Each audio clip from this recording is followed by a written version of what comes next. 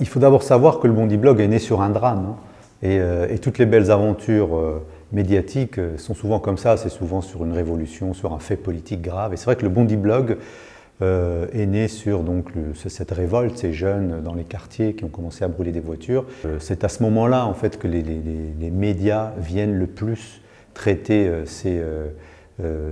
événements. Et la bonne idée du Bondi Blog, c'était justement de rester après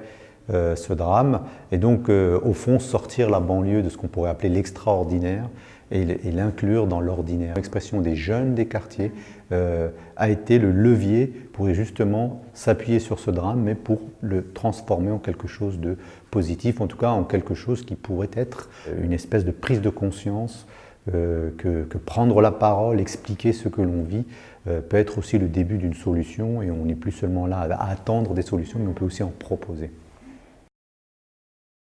En fait, on avait tendance à dire que les banlieues françaises, en tout cas ces territoires-là, étaient hors des radars médiatiques, hors des radars institutionnels, et on les considérait plutôt comme un public à qui on devait donner des coups de main, à qui on devait penser de temps en temps, alors que ce public-là est un public qui était en fait en recherche aussi de légitimité, il considère qu'il est là et qu'il fait partie de la société. Et donc même les médias, finalement, se sont rendus compte, à travers cette expérience du Bondi Blog, que le traitement médiatique sur ces quartiers-là jouait en gros sur deux mots-clés, la police et la justice, c'est-à-dire que les quartiers populaires étaient enfermés, hélas, dans une gestion médiatique qui a un rapport avec la déviance, avec la violence, avec ce qui ne marche pas. La prise de parole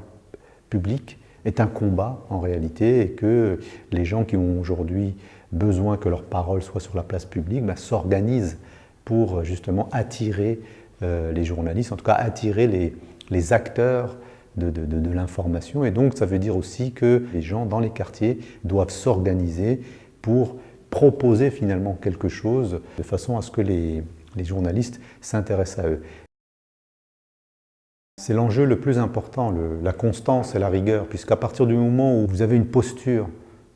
presque parfois moralisante en vous adressant aux journalistes en disant mais vous ne faites pas votre travail dans les meilleures conditions et parfois vous oubliez les fondamentaux de cette profession, vous ne pouvez pas vous-même en tant que jeune média ou média naissant ou média citoyen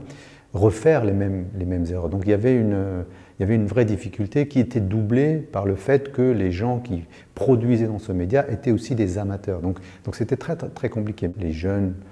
blogueurs étaient encadrés, coachés par des professionnels. Donc il y a un travail de formation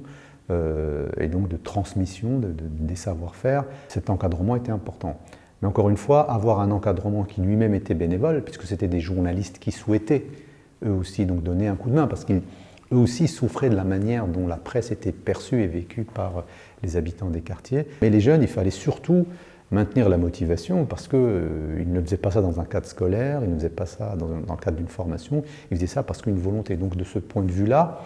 l'alchimie s'est faite parce qu'on avait des journalistes sérieux qui souhaitaient donner un coup de main, et des jeunes qui, eux, considéraient que le fait d'écrire, le fait de raconter des histoires, de faire des reportages, c'était aussi une façon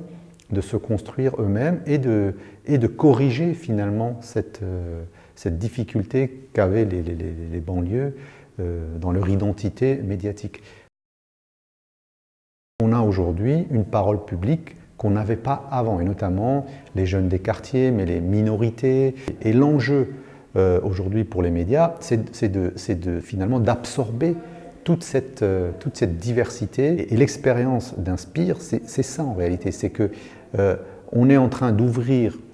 la parole publique, le traitement de l'information à des catégories qui souvent en étaient soit très éloignées pour des raisons culturelles, parce que ça coûtait de l'argent, parce qu'il fallait aller acheter un journal, il fallait s'abonner à une télévision et c'était compliqué, ou soit parce que ce public-là ne se retrouvait pas dans l'information